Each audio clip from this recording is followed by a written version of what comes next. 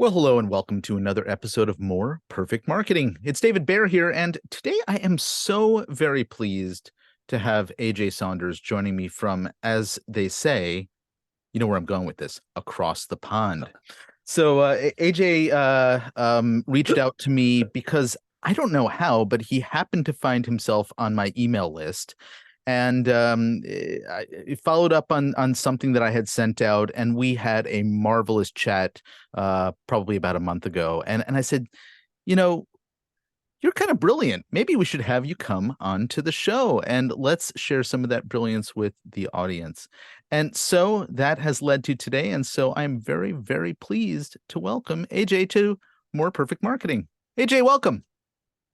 Thank you so much for having me. Yeah, we had a great back and forwards when you just come back from London. That's what it was, Yep. And yeah, we had a bit of back and forwards, and then yeah, we had a great call, and I thought you were one of the smartest people I've talked to in a long time, and yeah, so I'm totally stoked to be here. So honored. So yeah, we And have a so great we should say, call. while you are there in the UK, you are not in London. You're up in Bath, Bath. correct? Bath. Yes, yes, Brilliant. yes.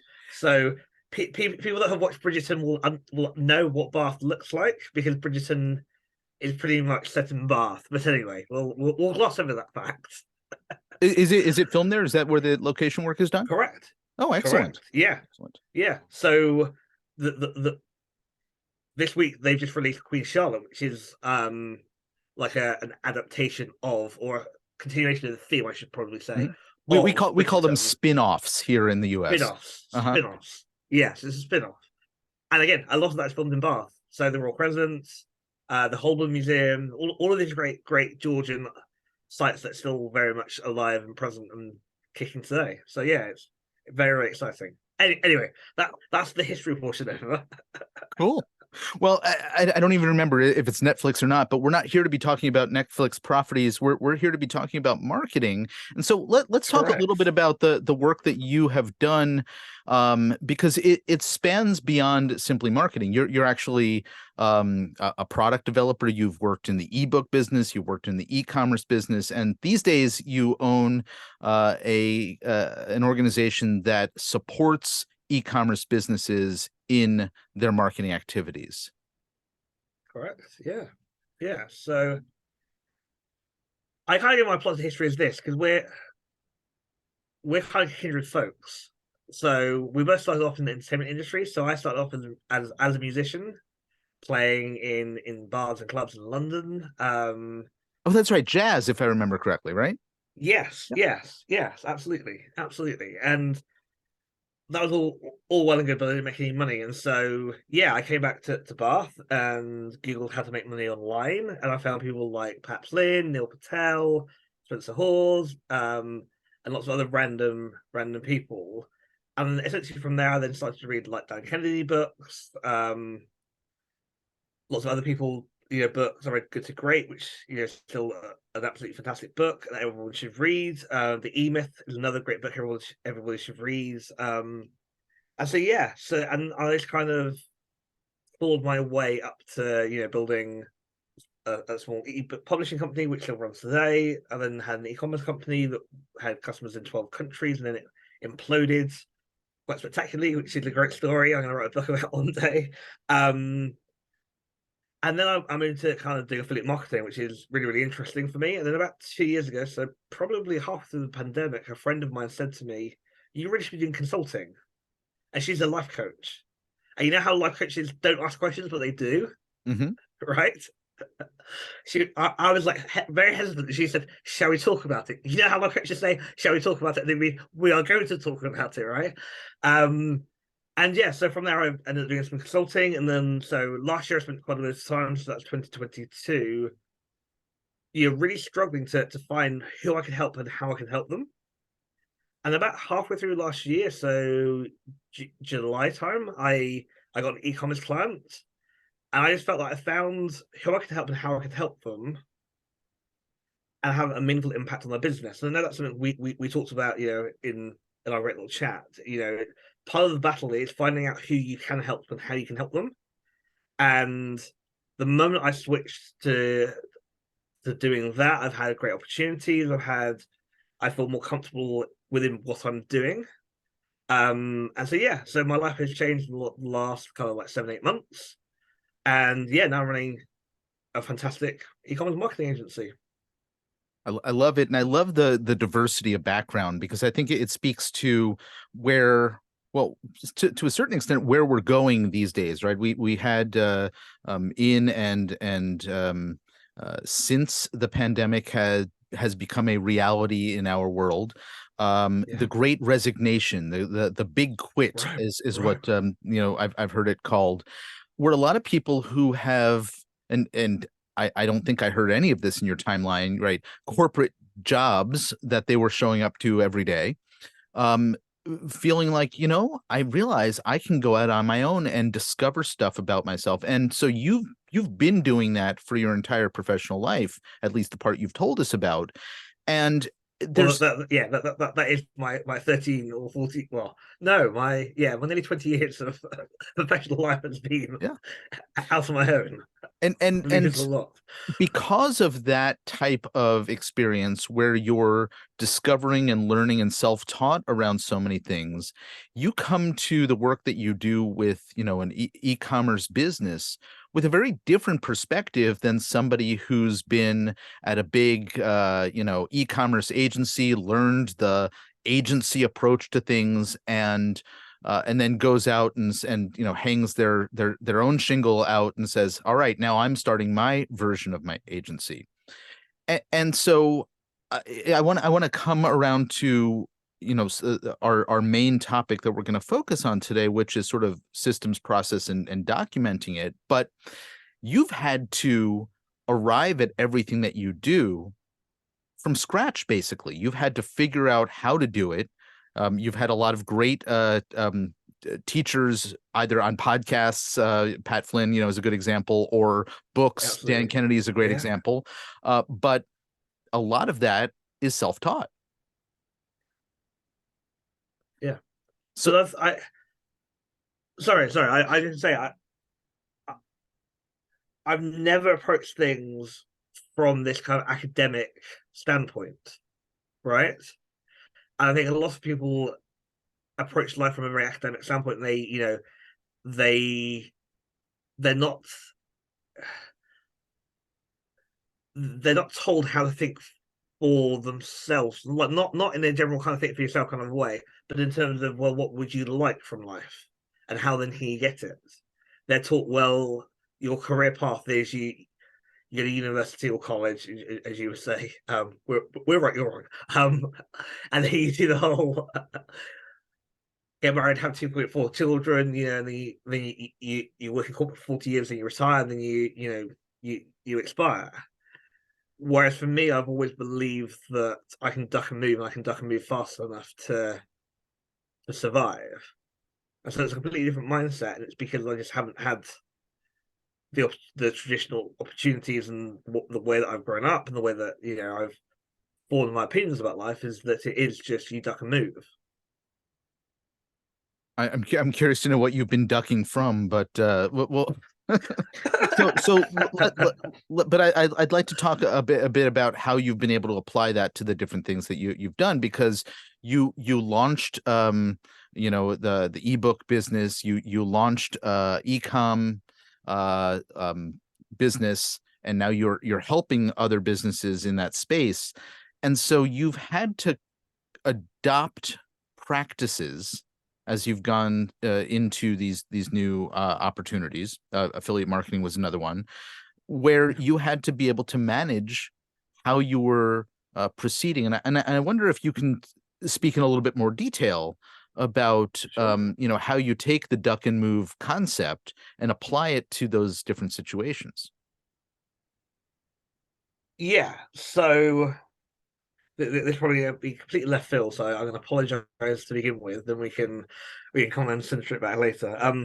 That's why I ask long, extended questions and build extra thinking time into my guests' head, so that Right, they right, have the right. opportunity to know where I'm going with the question, and they have an opportunity to formulate the answer. Incidentally, interviewer's trick: I'm doing Yes. that right now by intervening, giving you a chance to think Intervening, correct. more, and hopefully you have formulated some thoughts on the subject at this point.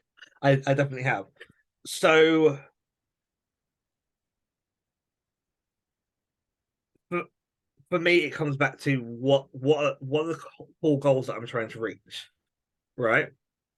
And so it's how you define those goals. And so, say I wanted to cash out when I was 40, for 10 million quid, right, or $10 million, right?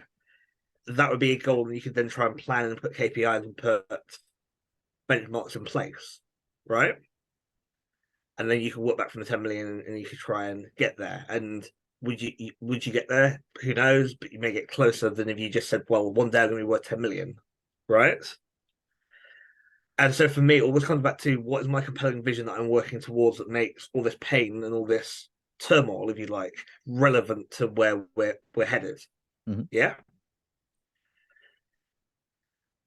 And therefore, what then are we doing? What am I doing then every day to move a step closer to it? So whether that's building, network, whether that's building assets, whether that's cashing out of certain things, whether that's going all in on other things, etc., to get me closer towards what the goal is. Because for me, strategy is the overarching plan. So the goal is X, and we're going to try. We're going to we're heading towards that goal over a certain period of time, right? And the tactics may change, right? So, for example, me starting doing some affiliate stuff kind of 5 years ago when the e-commerce business collapsed, right? It was just a way to make quick money that was easy using the SEO skills that I developed from SEO and social and email marketing skills that I developed during running the brand.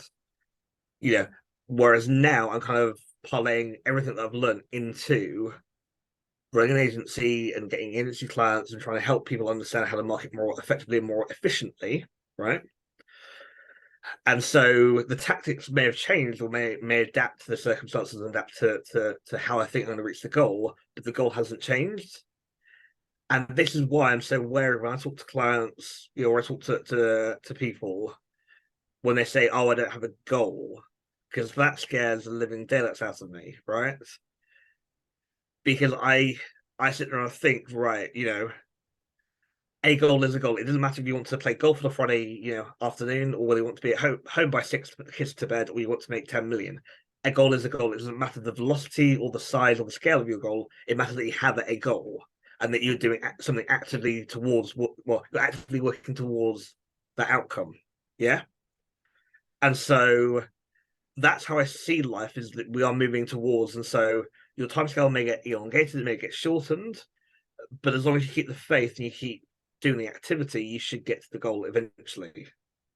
I love the fact that you've brought up one of my favorite words, which is strategy, and then skillfully explained how it actually gets applied.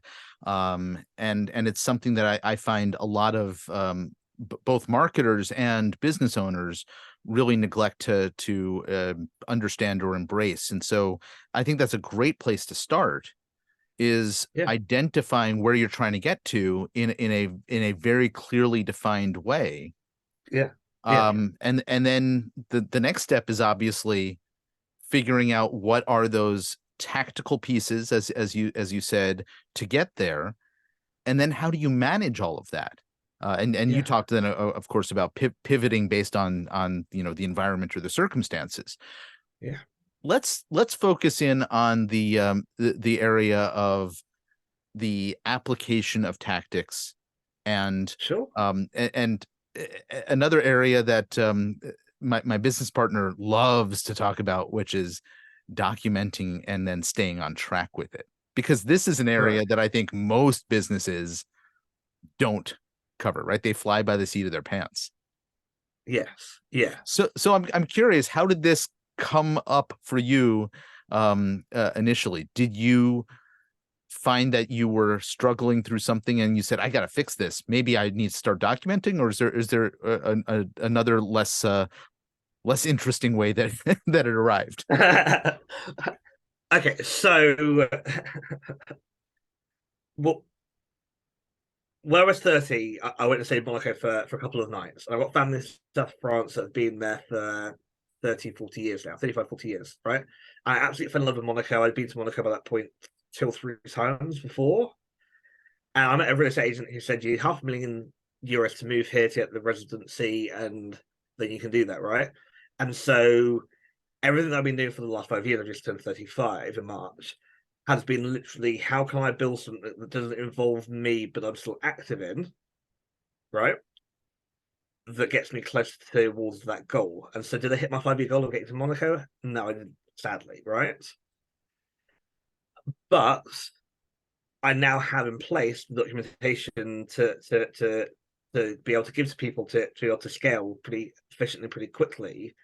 But I'm also when I'm building up my agency at the moment, I'm also thinking, right, so for example, I run a productized agency, so you're buying products, you're not buying, I don't really like going pitching for clients, right? I go and I say, right, okay, well, step one is we do a 3 hour strategy session. Step two is then we see what services you need, and then we try and link that back to what the strategy session was and how the tactical element of that works out. And so, anyone can come in and can see the documented process, right, from the get go, which obviously helps them understand where we're going. But it also means that I don't have to be involved. So things like, for example, before this recording, I've been updating a blog post on one of my big affiliate sites, and I'm actually following a 27-step process that's documented, right? So I've been sat here for the last hour, not thinking, which is great, right? Because I'm just ticking boxes, right? Does that make sense? Yeah. Oh, totally. I'm fascinated, Right? and I love the fact that you're not regimented, was disciplined was the word that I was looking for, enough to Discipline. actually follow a 27-step process Yes. to accomplish something. Yes. But yeah, here's the thing, and here's what I encourage my clients to do. And I always say people try to jump, 3 steps ahead, right? So they always think when they're writing SOPs, when they're trying to document something or build templates, they always think, well, we need to jump from point A to point Z, right? What they don't see, and my joke last year was I was the most overpaid checklist writer in the world. I spent quite a lot of time last year with clients writing checklists, right? But a checklist with some more detail, so better instructions, some images, some screenshots, links out to other documents. That's an SOP. So actually jumping from one thing to the next thing actually isn't that difficult. Mm-hmm. What a lot of people don't think, and I've been talking about this for years in terms of like keyword research. A lot of people think like in terms of keyword research, they have to go onto their keyword planner, they have to try and get they have to try and be creative and logical at the same time and analytical. Whereas actually they sat there and said, right, can we come up with 5 ideas today that we could potentially write an article about, we could potentially build a product page about, right? And if you do that enough times, and then you come back an hour later with a fresh mug of coffee, and you then do the analytical part, you're segmenting your brain into a single function, and therefore you're not conflating your brain, you're not asking your brain to do too much at once. And so how that applies to documentation, this is the kind of the key thing, is I say to people, just write down the steps. They don't need to be the right order, they don't need to be all there, but just write down the steps that you think you go through when you're trying to get to an outcome. And I say, can you remember grandma's cake recipe for Victoria Sponge, right? And they go, oh yes, because I've got it written down. Interesting, show me that. And they duly show me this piece of paper that has step one is the flour, the Yep. eggs, the sugar, you whisk it all together, etc. Right? And I just think of checklists as being the same thing, right? And so yes, so step one is just try and record down in some way in some form the basic steps, right? The second step is then to try and arrange them into a more logical sequence. So using the cake analogy, you want to put the flour in first, then the eggs, then beat it together. You wouldn't beat the cold air, then throw the eggs, and then throw the flour in, would you? Yep. Right? But it might take you, writing it all down to realize that you need to do it in a logical order. So that's kind of like step one, step two, And then step 3 is you then try and run it without thinking, right? Because if you try and run it without thinking, you'll get to step 4 and you think, oh, crap, I forgot to, at that point, I should have done this, right? And then you write that in, or you give it to another team member and you say, can you just try this for me? Right? And you film them doing it like by screen share, or you get them to write notes as they're going. And then you realize, yeah, step 4 is actually a 3-part step, and we need to kind of segment it down into 3 steps. And then step 4 of our process is you then start to think about, right, okay, how can I make this really, really, really accessible for somebody that isn't maybe as technically skilled or as technically knowledgeable as I am? So you do things like screenshots, or you do things like Loom videos, or you do things like screenshots, Loom videos, and maybe holding the hand on the first time, right? Taking them through the steps. So they have the three different learning styles catered for. And so when they have to do it for the first time on their own, it won't be as great as you can do it, but it will be 70, 80, 85% of the way there. I'm curious, and I know that you're working specifically in, e-commerce environments where, there's obviously a lot of repetitive tasks that are specifically technical, like you're introducing a new product to the site, and there's things that have to surround that product, like a description and a listing and pricing, and I don't know e-commerce that well, but that was the obvious stuff. And trying to figure out where the process and documentation around that stuff seems very logical.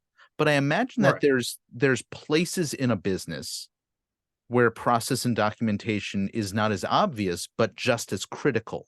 And I'm curious if you've identified and come across with clients those less obvious things that need to be documented. Yeah, so I think every marketing tactic that you try can be documented, right? Because even if you're asking somebody to be highly creative over this side, so with like product listings, right? Because that's a great example, and I'll expand. Yeah, you might have somebody that takes a photo, somebody else writes a description, and then somebody else then prices it up. Somebody else then thinks about what category it should be in a site architecture. And then you might have somebody that then puts it all online together, right? So it takes 400 people in concert to kind of figure it out, right? And so the person who uploads it may be the person that is the linchpin who's saying, well, actually, I need to go talk to Sandra, because Sandra can take the photos, and then Bill's going to write the description. And they are therefore running a process, right? And it's the same thing, like, if you're writing a weekly blog for your company's website, right? So say you're a financial advisor, right? And there's a new trust structure that comes out, right? The person who writes the blog may not be the one with the technical knowledge of what the new structure is, because it may be a marketing function, not a product-led function, right? But you have to have input from the both, right? And so the process may be, well, I go interview Bill, because Bill is our senior tax advisor, right? I then go do a bit of research on the government website to understand. They go back and talk to Bill. I then write a blog post, then send the blog over to Bill, send the blog over to to Mary, who's the head of marketing, to double check things, to make sure that things are. And you're still running a process, A client I had last year, we made about $1,000 sending one email. The email took us about 10 minutes to write. We spent 45, 50 minutes thinking about the process to make it repeatable, right? And so within that hour, they moved from thinking, holy crap, loads of people are going to unsubscribe, and it's all going to be terrible, the sky's going to fall down, and it's going to be, everything's going to go wrong, right? Right. Which, by the way, is, I think, the reaction that almost every client I've ever worked with has about some email that we plan to send out, right? Right. So we're from total chaos to saying, okay, right, so what components do we need? Right, so we need the date, we need an offer, we need a headline, we need some, a template, we need some artwork or some photos, right? And then we then need to upload it into MailChimp. That's the software that we're using, for example. And so again, we we in that hour essentially went, right, okay, cool, right, this is the, these are the 12 steps that you need to follow. Can you now repeat that?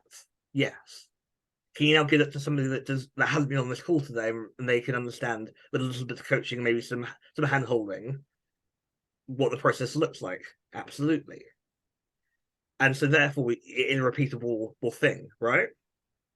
Does that make is this all making Totally. sense? And I Fantastic. think, you've made it clear that there's a lot of activities that happen in any sort of business, right? You've been Yeah. talking about, e-commerce businesses, but even that financial advisor point was well taken, that we likely will engage in with some recurring frequency, whether even if it's, once a year we do it, but remembering how we did it the last time and what the process was, who was involved in what order, all of those Yeah. things are Yeah. critical. And the you just commented that you saw a post of mine on LinkedIn that you liked, and Correct. Indeed. my quip in that particular post was about the fact that chat GPT and AI mentions are inescapable at the moment. So I was about to say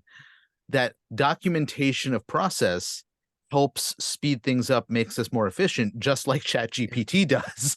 And then I Correct. realized, Correct. oh dear, I've just fallen into the trap of mentioning it, and I hoped that I would get through it a full hour without it coming up again, but alas, that's not the case. Alas, we beat it at the final hurdle. Yep. Yep. So I mean, there's a logic to what you're talking about, right? Yeah. Don't neglect the taking a few extra minutes, 40 minutes in advance of writing an email to Yeah. figure out how every email that you're going to write from today on is going to efficiently be generated and dispatched. Yeah. Yeah. Yeah. Yeah. Yeah. And because the next step for me beyond this, and I know you're probably going to shout hallelujah when I say this, is everything that we do in marketing and in business is a working document, right? And so that email process and other processes that I help that business develop should be looked at every month or every quarter and said, right, does this still make sense for us to have this document, or have we written something? Yeah, have we written another document? Have we documented the process slightly differently in a different form that actually makes more sense, and therefore that document isn't irrelevant, or actually, we've changed our ESP, our email service provider, and therefore steps 6 through 8 don't make any sense anymore. So we need to go and change them, because what happens if Betty leaves and we have to find somebody else to replace her, right? And so I'm a massive fan. In December last year, I wrote a business plan. I still haven't finished it. We're now May, and it's not because I'm lazy. It's because every month, or like every 6 weeks, I'm going into that document and saying, what have I learned since I last updated it? What tactics have I been trying? What hasn't worked? What has worked? What have I been spending money on? Right? And so it's constantly evolving. It's also constantly evolving in terms of, like, we work in a dynamic marketplace, right? And so if we go to the market and say, right, I've got this great offer, I've got this great program, and half of them say, well, I'll take half of that, then you need to come back and you need to retool your product, right, your service or whatever, right? And so that business plan will never be finished, and that's on purpose. And a lot of these documents that I write and that I use every day will never be finished, because they're in a constant state of being rigorously tested and rigorously analyzed for whether they are appropriate for purpose. And if they're not, then I have to throw them out. If they are, then we keep running with them, right? I think And so, I just want to push pause there, please, because you've made a please, point that I think very few businesses um, pay attention to. The purpose of all of this documentation is not so you have something documented so you can say, I did the documentation, put it in a binder and put it on the shelf and never look at it. These are working documents that are intended to support the ongoing yeah, operation of a business. yeah, yeah, yeah, yeah, yeah. And I think that's very academic, though, right? I think academically we're told that we have to tick the box, right? We have a final year, we have an end of year exam, or we have a final course paper to turn in, right? Whereas actually, in reality, life is not like that. Life is a continual process of learning, developing, and changing, and adapting, and thinking. And therefore there is no real tick box. And so if you're still dragging that mentality of, well, we have to the box, we have to sell on one leg as we do this because that's what we've always done, that's how we've always done things, then you're missing out on a lot of learning and a lot of ability to grow as a human. Whereas if you're constantly challenging yourself and challenging what you've got documented, it makes a lot more sense, right? Oh, And yeah. it's much more fulfilling. 100%. This, as I think, is obvious to you, and I assume to our listeners, a topic that both you and I could geek out on for hours. But I'm afraid we probably are going to bore everybody except each other. And so I want to give folks who do want to continue this conversation with you an opportunity to know where they can find you and sure. keep chatting and going down the rabbit hole of process documentation and building a better, more efficient, more consistently profitable business. Yeah, sure. So there's three home avenues, right? So you go to the website, which is ajsdigitalgroup.com, and I have a blog on there that I update every week about e-commerce marketing, but there's lots of gold in there just about marketing in general. So just ignore the word e-commerce if you see it, you're not in e-commerce. You can book a 30-minute discovery call with me, which I'd love to talk to anyone. There's no expectations. I'm down for having good chats with good people. Um, I post pretty much every day on LinkedIn, so that'll be in the show notes. And then I'm quite active myself on Instagram. And so yeah, so pretty much those three. I'm more than happy to talk to people. I'm more than happy to help if I can. Yeah. So brilliant. Well, of course, ajsdigitalgroup.com is the main website, and we'll include your social links in the show notes as well. Hey, AJ Saunders, thank you so very much for hanging out. This has been a lot of fun. It's, as I said, a topic that I like to geek out on, and I hope we've kept a bunch of our listeners tuned into the end as well, because this is a worthwhile and kind of important topic that far too many businesses neglect. Absolutely, 100%. 100%. I've had the time of my life. Let's do part two. Brilliant, folks. If you know somebody who could benefit from listening to the conversation that you just heard, and I'm pretty sure you do, please send them this episode. Until next time, my name's David Baer, and this has been More Perfect Marketing. Take care.